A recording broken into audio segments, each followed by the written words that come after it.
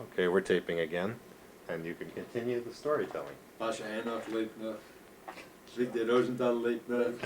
Victor, Dorothy's husband, Stricker. Victor, was a Strickover. Yes. I didn't know that. I remember Ma knew him so well that she tried to warn Dorothy away. Me myself too. I said. Tried to warn him. Dorothy was mad with Ma for years. Because she tried to warn her away. And what was the problem with Victor? Schedel was pregnant. En she swore. She zal ze jongen al leven de kind. As doctor said, you can do whatever you want. I'm not believing it. And what was it she was warning about? Dat eieren is for you. That's a tough, it's Not for her. a hard man to live with it, you know. He was living with that. I tell you something, Sheldon. If you get two people want to be bosses, Doesn't work. you got to have one part you have to give in. And if not, it will never work. At least get let loose. Just meet halfway. And Dorothy was not the type to, you know what I'm talking about. She wouldn't meet halfway, and neither would He Victor. wouldn't meet halfway. Wait a minute. Dorothy was a different story. A different, she was, maybe she was a little more educated, she was more educated than He he didn't. was. He couldn't get along with Bashan. That's That's right. why we wanted. He had a first wife before, he couldn't live with that. They divorced. She ran away from him. Whether they divorced or not, I don't even know. So that's Yeah, what- that's true. I mean, I don't know. I But didn't ask questions. I understand one thing is when you We marry, speak- you have to give in a little We bit. warned her. He's not for you because he's. And nobody's kept in touch with Victor Rosenthal, right? No. Only when you see him, you talk to him. Otherwise, Who? Vic didn't. Vic didn't. No, because he lived in Montreal.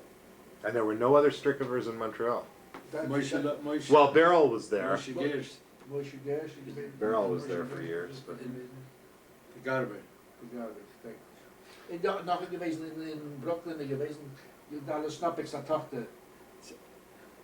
I just know there was more than 50 people that survived. You Now see, there's I more am than trying, 30. I am still. trying, there's more than 30 still alive, so more Yes. than 50. more or less, I'm trying to Remember more.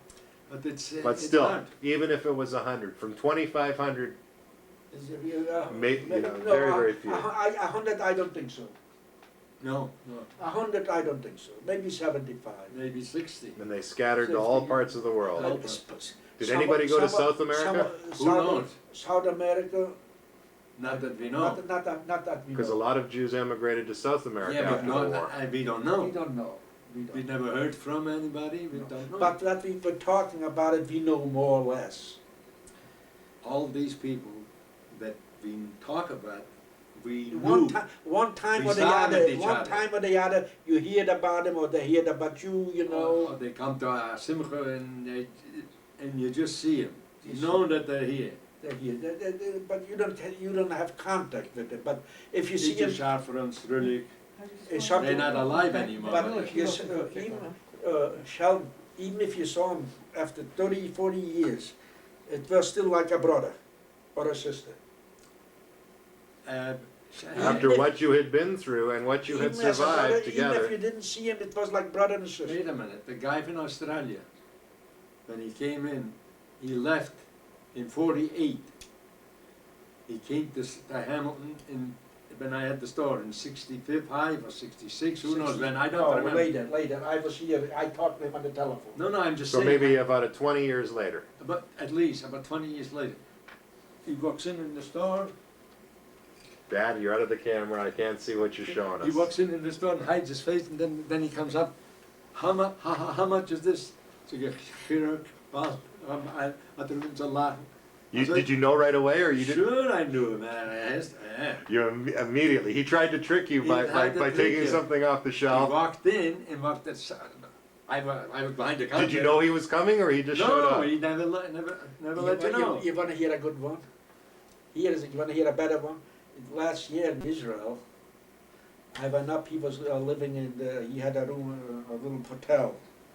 I went up down there, to Isaac, in Yannick gewesen dort.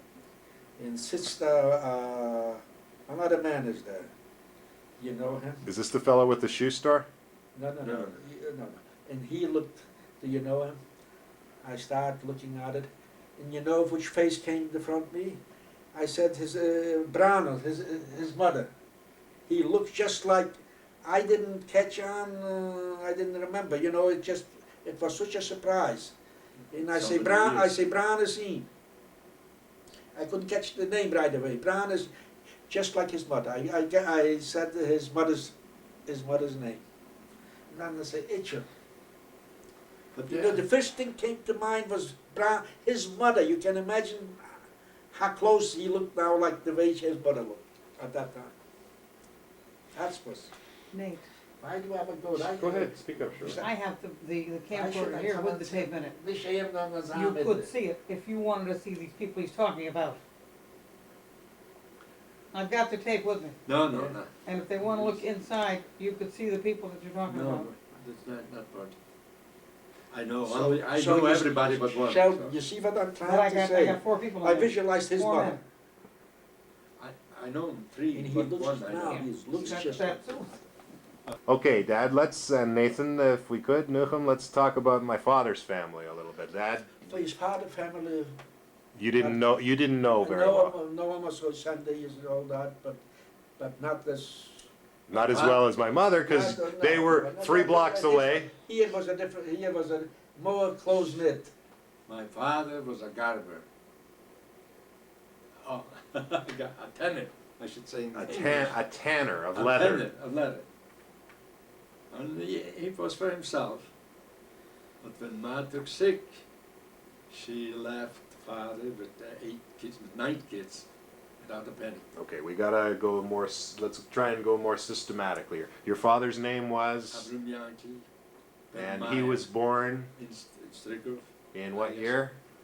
In from what we Eight- found out yesterday, is 1890. Okay, But and your mother also was born in, Rosa, Pesarosa was born in 1890. And Pesarosa is Penny's Jewish name. Yeah, Pesarosa. Penny is named after your Yeah. mother. And Joel is named after mother's father. You named after an uncle. I'm After Yisrael 2 uncles. Yitzchak. After 2 uncles. An uncle from Canada and an uncle from Tessin. Alex father. May he rest in peace. So, mother. Okay, and now let's talk about the children before we talk about the history. Let's talk about the kids. Well, Starting with the oldest is Moshe. Oldest is Moshe, And There was he's still, one- Moshe is still alive in Israel, and he's 86 now. 86 now. There was another brother, 1915. He died before the war. And his name was That's real. Israel. Israel. And It he was died 1950. from what? From what did he have? He had a big. A big illness. Did he die in Strickov, or did you have to take him to Lodge? And he was very young. If he was born in 15 and he died before the war, he was maybe 20 something. Maybe 20. Okay, and the next was Next was me, mit Sheva. with your twin sister Twin Sheva. sister, Sheva. It was Chan Meyer. And Meyer was born when? How would I know? Wait till you think. you see, it's a funny thing you're talking about. When I was there years back in Stricker, I took out birth certificates for everybody. I went back all the years, I got a bunch of certificates, You think you have some from my father's family? No, No. no, he just took his just one. for my family. But I went back to grandfather when they were born, like names I never heard of. But you got my mother's when you were doing that. Well, that's what I went specially for that, for but something this, else. But I got certificates going for my grandfather. My grandfather's, I want to get back so I get the order of the children and the Yeah. next was and the my family. The next was Chana. The next was Laya. And the last one I don't remember. That was a That was the child who. stepbrother. No, who? There was a child who Oh, that your mother died. My mother died. Yeah, I don't. Did they ever even name the child? The child only lived for a couple of weeks? Yeah. Ein Entwickler, das liegt aber 8 Jahre, das war bei And that was 1926. No, 1928 or 29. 28 or 29, okay. And your mother gave birth at home, You know, got ill, took her and to they the took her to the hospital, Jewish hospital in Lodge, and died there. and she died in the Jewish hospital, and you were 10, 11 years old. 11 years old. And you had to quit school, Go to work. and you worked in the tanning business. Yep. helping out. Not just helping out, I was the only one. My brother couldn't get a job, my father didn't get a job, nobody. So I was the only one, the breadwinner, and then before Yontif, father would go out in the market and buy eggs and chickens or Whatever gans it was. and take them to lodge and make a few dollars. And in the summertime, we rented orchards. Orchards. And everybody picked the cherries and took it to lodge, and we made some money to make a living. That was it. And so there were, in the little house that we saw yesterday, there were 9 of you Yep. sleeping in 2 rooms. In 2 rooms. Eating, sleeping, and shitting, and Washing and everything. cooking and everything. You didn't have an outhouse. An outhouse, Yeah, yeah, you but did have at an night. A night in a bucket. And about, A bucket, yeah, but what else? a bucket. What else? Yeah, an outhouse. Who would go out at night in the outhouse? Especially in the winter time. On, In the winter time, did you use it even at all? yeah, yeah. As a matter of fact, You had to. How else would you do it? Well, listen, as a matter of fact, at night time, you didn't see anybody in the street. Nobody. Maybe something had to go, you had to have a flashlight. yeah, dark. There was So no dark. electricity. There was no lights in the street, was no light nowhere. You had a flashlight. When we got bigger already, just before the war, you come home 12 o'clock, 11 o'clock. If you didn't have to get up, you didn't have to get up in the morning. First thing in the morning, you get home 12 o'clock. Who cared when you got home? You got in, you locked the door, and you went to sleep. What was the highest level of education anybody in your family got to? My brother finished high school. And which brother? Moshe, Uncle Moshe. Uncle Moshe got through high school, the oldest. But because your Not mother, high school. Not high school. Public school. Public schools. There was no so high school. Great- High great- school, you have to go Seven. to lodge. Grade 7. A paying school. Grade 7. And nobody could afford to send their kids to high school. That's what I said, grade 7. I just said. you finished grade 7 also, Nate. No, No. but the war started, I couldn't finish it. How far did you get? 6th. Grade 6. Okay. And I Dad, got to grade 4, never finished it. And that was when your mother died and you had to go to work. And So, my brother, the younger brother from me, had to work too to help. He helped me. So that's the. And in Ma's family, the education, do we know who, did anybody? In your mother's education, none of them even finished 7th place. Yes, Shadle did, she said. Hannah did, Shadle. Shadle did. That's what she said. Most of it was hard, not too many people finished 7th. They didn't have money. Everybody had to go to work to help out. The And just families- the daily life, the cooking, how did you cooked on what? And wood and coal, stoves, wood and coal stove. Sheldon, if somebody finished 7th grade and went a little bit to high school, was it Rich that man. was what called it the intelligentsia? Sure. Yes, Right? sure, hey, why did I keep telling you I'm not all the telling time you- I'm not telling that we you were any- poor, any poor, stories poor? to us. But the Oh, old people here keep telling They were me about, rich, but don't no, believe it. they keep telling me about the 29, the Depression. the depression. I say, depression? Was it a What depression? I said, you went hungry to bed? No. Well, I went back, I Hungry went to bed? more than once, more than 100 times Yes. too. I keep telling him, Nobody believes you, sure, that's the truth. here they created work. They took him out for, once a week or something, or twice a week to work, and they gave him some food. It's something For else. us, You have to understand also, the Polish, the Gentile, if they They didn't at least work, farmers. they did know, they did the city ones, they helped them. They got Zapamago. Yeah, But the Jewish people never got any. That is what, welfare? Some kind of Some kind of little bit welfare.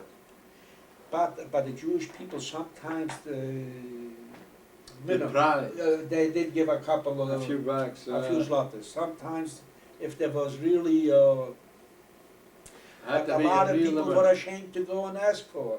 So you cooked with wood and coal, Yeah, and you heated the house with coal, with coal and Coal, mud. sure. Yeah. on the same stove that you cooked on? No, there was a special big, that's why I asked there yesterday whether the stoves are still there, the ovens. Kaflana ovens, Tile, tile, special a special tile. And usually the stoves were built to make it on the wall, that it heated the one room from the other side. no, we had He- two. We had in the kitchen, we had the we first had room that- one, That and then the was- second room That one. was something else. We had two ovens, we had. Here we go, and it comes up in my head. Came up. Yeah. And I'm telling people, you are rich. You talk with anybody, any survivor, they were rich. Yeah. I say, rich? From where? I don't know about richness. All I know, I was poor. Very poor. That's all I keep telling people. I know what. No, I'm not As a matter of ashamed. fact, we were a little bit middle class, but was still poor. No, I'm saying, I am not ashamed to tell somebody I was poor. Why is they not ashamed for that?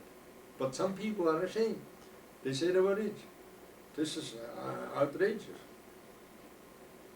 I often tell people that my parents came to, when I was in Canada, I said they came to this country with one suitcase and nothing. $30 I had $30. when I came to Canada. $30. But you had the 2 sets of silver. You spent Yeah. all, when The you, silver was, you got one and Joel got one. right, but you had worked with Uncle Alec on the black market in Munich and made a little bit of money, and you converted the cash into silver, To bring something with you. bring something of value with Of you. value. And can you remember how much money you had to buy that silver with back then? Who remembers?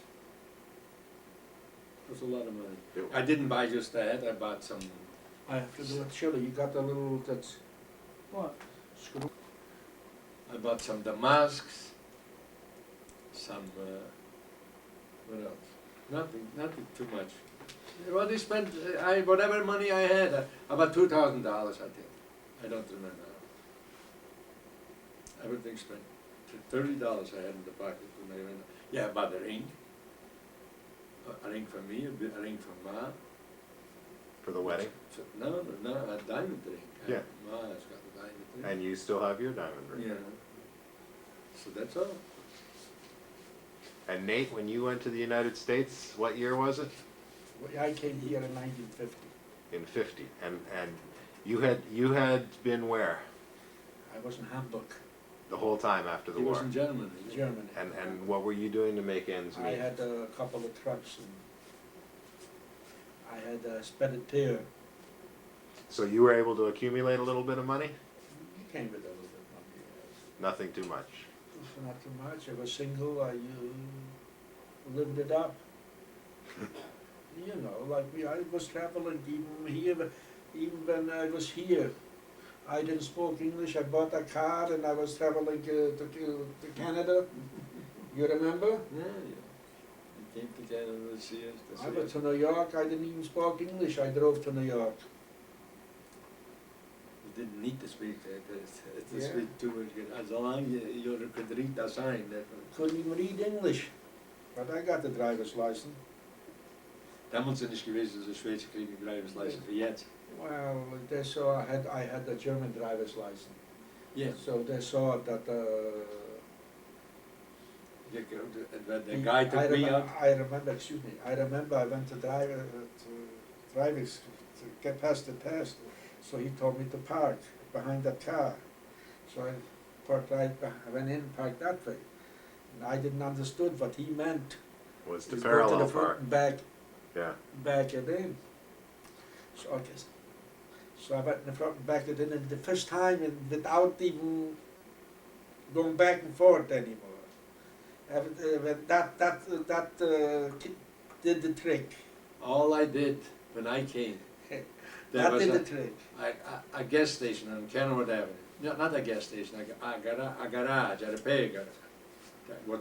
There was a guy, he signed your license. All I did, Uncle Harry took me there, and I had my French, German, and English driver's license. I showed him that I have a license.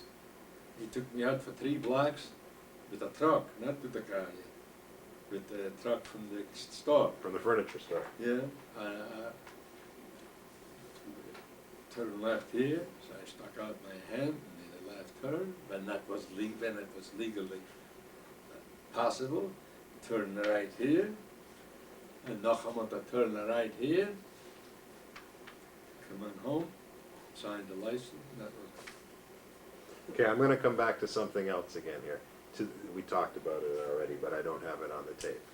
To the best of anybody's knowledge, Shandel and Sender were the only 2 Stricovers who survived who No, got there's married to, another to fellow Stricovers. There's another pair in Paris. His Paris, my Ah, cousin. okay. cousin. Okay. But he was born in Stricker, but mostly he lived in Lodz. Lodz. He's just, He was in the Russian army like you. Abba was, yeah, he came out as I didn't know. yes, I was the same way, like you, in his uniform. Hey, I turn it up. And this is the former concentration camp known as Majdanek. As you can see, it's now right within the city limits of the city of Lublin. Houses built around it, but the Polish government has preserved it, and this is a monument at the entrance.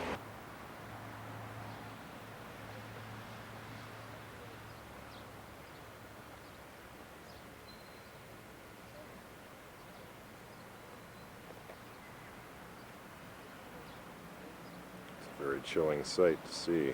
The guard towers, the fences, the barracks.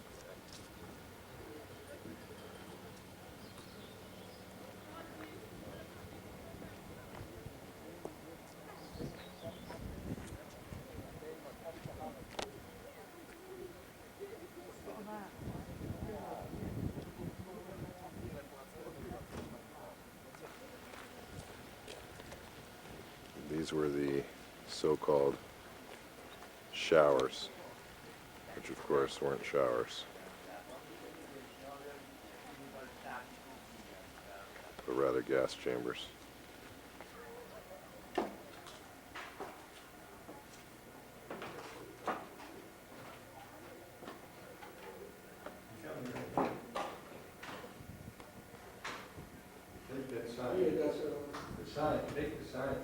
The sign that the I'm not in a good spot right now, I'll do it.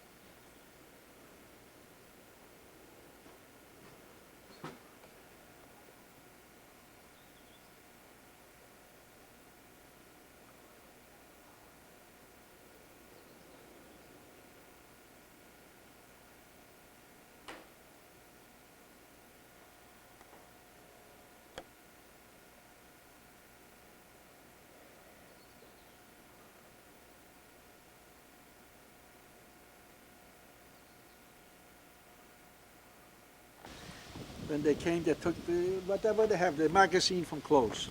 Gloves and a pair of pants and a pair of shoes. And Yes. what did they give you? And I haven't-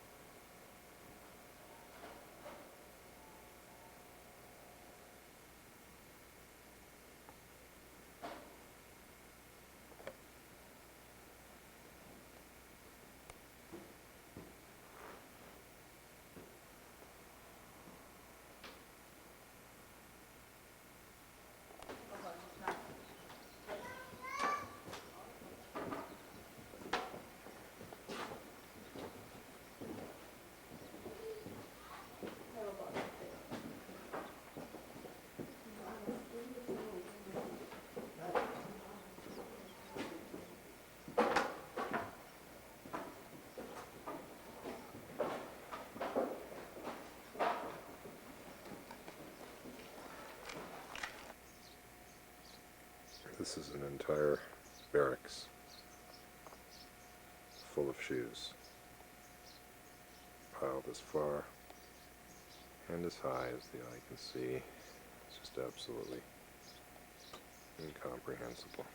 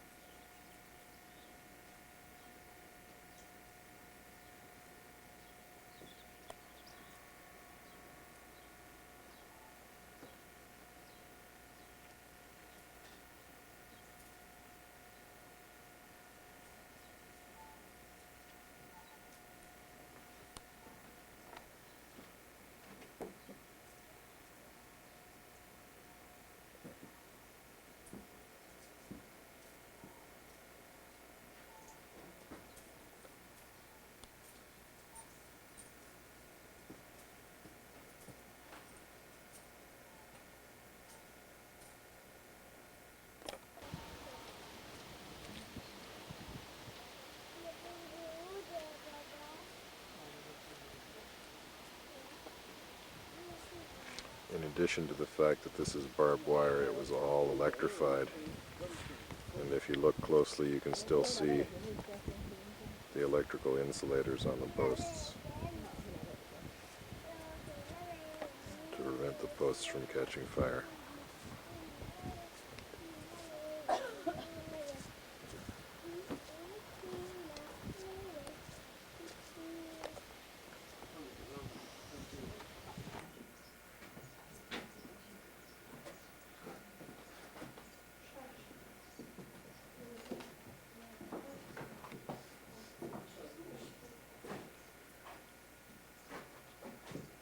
Dad?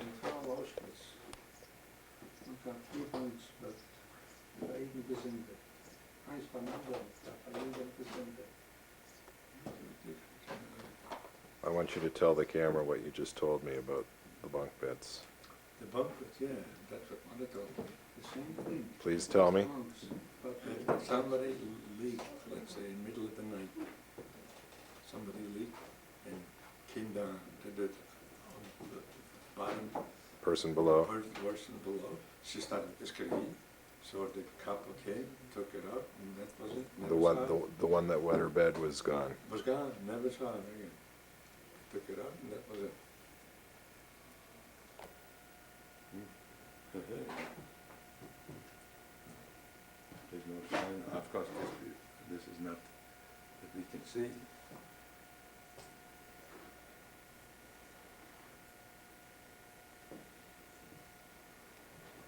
Just had bales sitting on the floor, and everybody that needed to go, they just sat down, and that was it.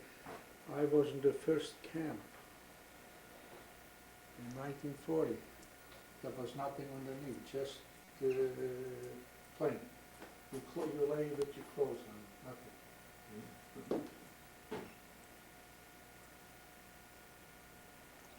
You won't only in the evening, when everybody walked in, and that's it.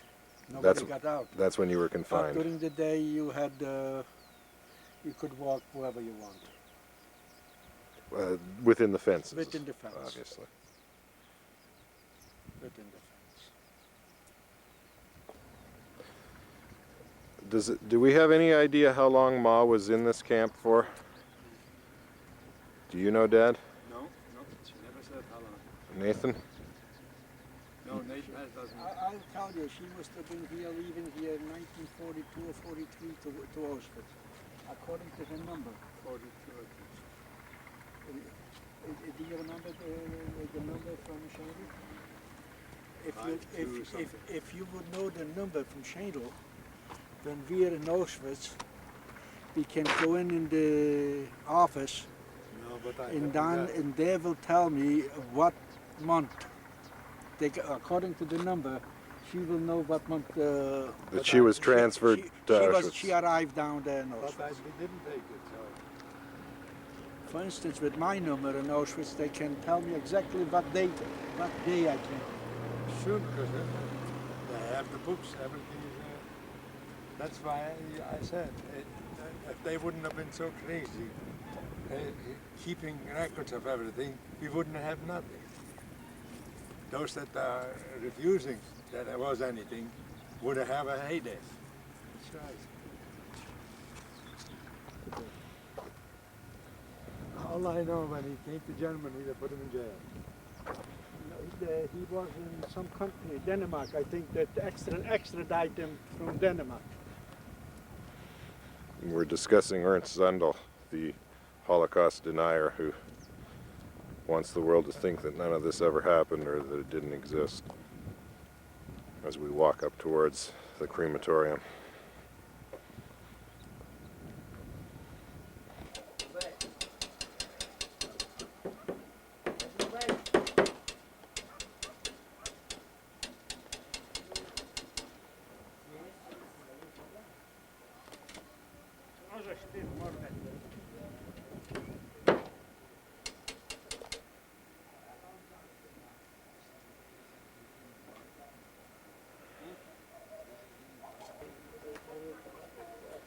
Det är ju Malmö, det här är det är mycket med färger.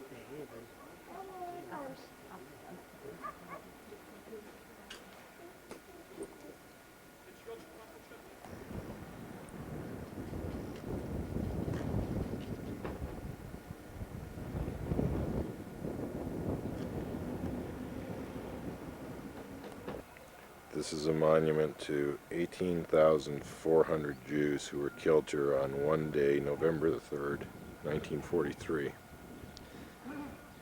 and the mass graves in which they're buried. They just surround the area.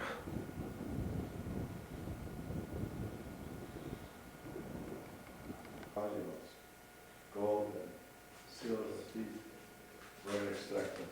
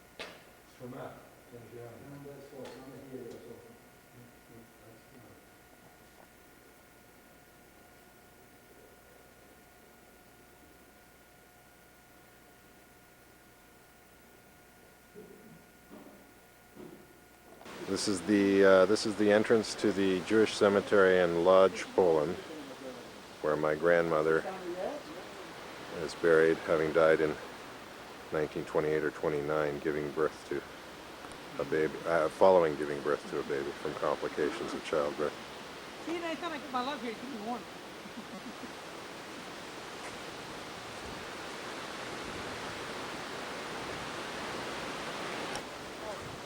It's closed.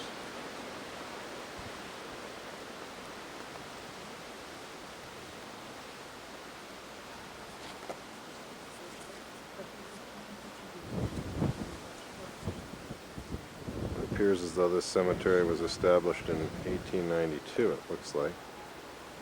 Go ahead, Nate. Yes, those two, what do you call it? This Plaques. Plaques from Warsaw, family with the name Nissenbaum from Warsaw. And they start building it up a little bit in 1985. Start restoring the Restoring cemetery. in 1985. That's the Nissenbaum Foundation that I was reading about then. Yeah, Okay. that's right. Okay. In Warsaw, you'll see a big building with the name Nissenbaum. I always ask already what it is. Now I can see what it is. This is at the Jewish cemetery in Lodz, and this is the, according to my father anyway, the building that they bring the dead to prepare them for burial. Very beautifully restored entranceway with new doors, etc. This cemetery still operates in terms of the Lodz Polish community, the Lodz Jewish community. This is the Jewish cemetery in Lodz. 100 acres, 3 times the size of the Jewish cemetery in Warsaw. There are 300,000 graves, individual graves here. And even though there are more people buried in Warsaw, it's because of the mass graves that contain so many of the victims of the uprising. This is a grave of a multi-millionaire by the name of Poznański, who had built hospitals and was a major force in the Lodz Jewish community. The Jewish hospital in Lodz, where my mother died, was named after him.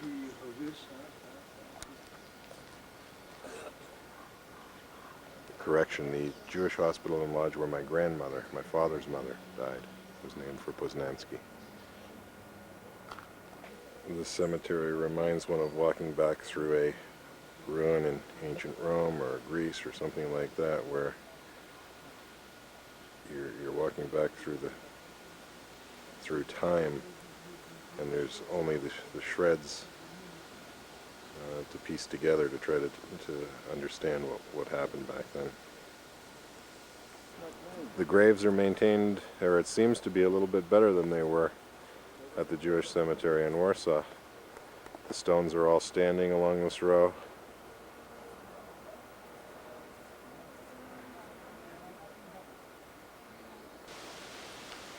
My father's recollection was that my grandmother was buried in row or street number 9 of the cemetery.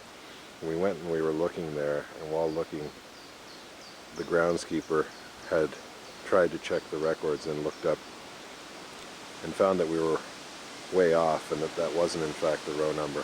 So he's now leading us to the grave. Of course, as is norm here in Poland, he's asking us for money, which I will gladly give him in order to lead us to this spot. It's worth every cent of it. He did fall. Oh, you're right, Nathan. Okay, Is it? Oh, that's not it? that's it.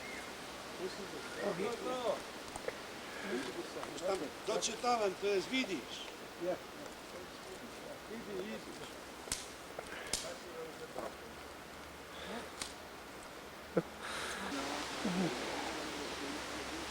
Nie, dzień miesiąc.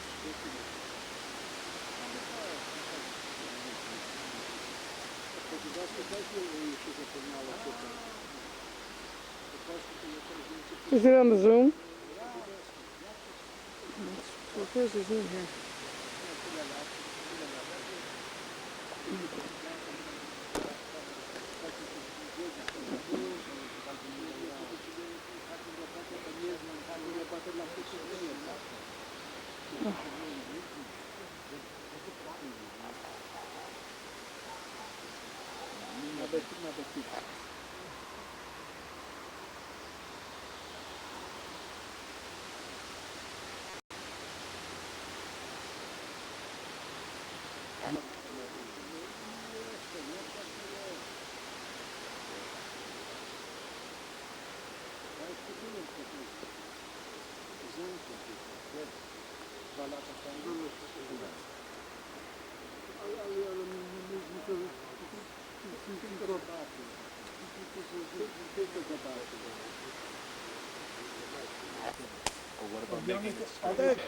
This is the grave of my paternal grandmother,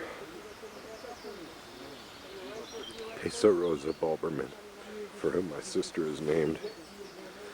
It's the only grave of any of my relatives that still exists that we know of. The rest of them may be in mass graves or burned in the crematoria of the concentration camps.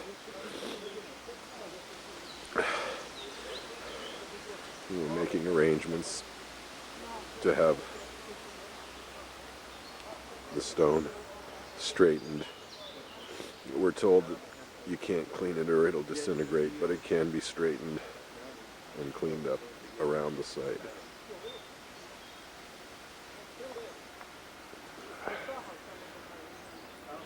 Someday I hope to return here and see the site again with other members of the family. The interesting irony of this search for this gravesite has been that I filmed this giant mausoleum for Poznanski on our walk in, thinking that because my father thought that his grandmother was buried in row 9, and it turns out that in fact if you follow this walk immediately opposite Poznanski's mausoleum down Ulica 3 back to the deeper depths of the cemetery, because my father's family was so poor they couldn't afford a plot close to this main road, but deep back in there is where we discovered this.